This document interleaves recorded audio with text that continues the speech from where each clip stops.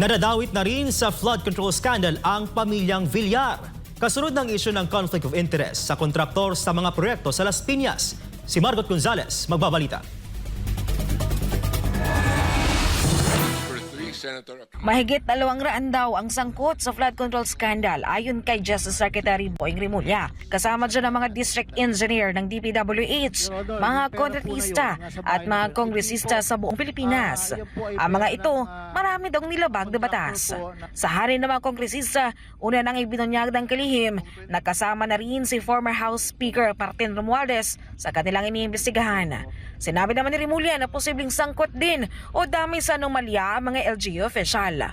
Ang mga nanungkulan ng nakaraang administrasyon, damay rin daw sa investigasyon gaya ng pamilya Villar, partikular ang dating DPWH Secretary na si Senator Manny Villar, si dating Las Piñas Representative Senator Camille Villar at ang dating senadora na si Cynthia Villar.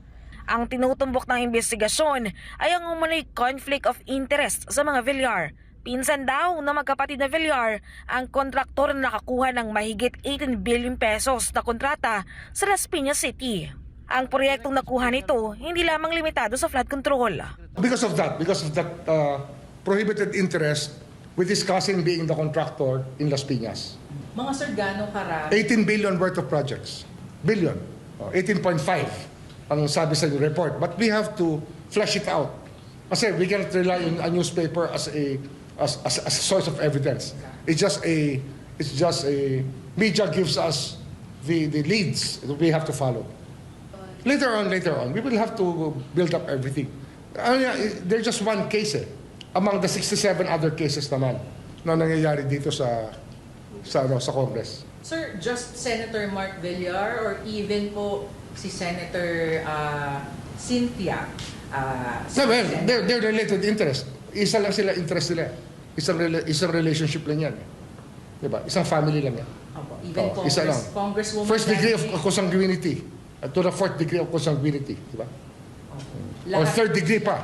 From Cynthia to the contractor is third degree of consanguinity. Sir, lahat po sila. Even Senator Camille. Kasi naging congresswoman po siya. Kasama rin yan.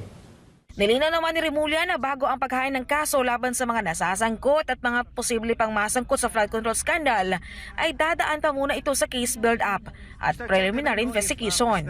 May preliminary investigation pa, kasi caught in the act yan, diba? Preliminary investigation yan. So, case build-up, preliminary investigation, which is a long process, then court case, 120 days? At least 120 days siguro. Pero sir, maswerte tayo kung may pamasko nila, warrant of arrest, maswerte na tayo.